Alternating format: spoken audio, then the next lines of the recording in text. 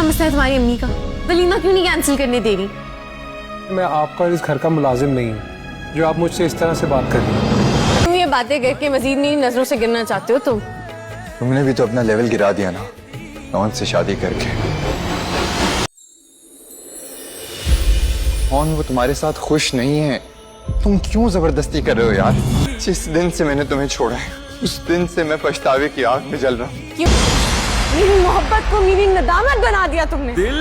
आयला तो ओन को कुछ समझती ही नहीं है। वो तो उसे घर के मुलाजमों से भी गया गुजरा समझती है और उसकी ज़रा भी इज्जत नहीं करती। और ओन को ये बात बहुत ही ज़्यादा महसूस भी होती है क्योंकि ओन आयला से मोहब्बत करता है और मोहब्बत के होते हुए वो आयला को कोई बात नहीं कहता।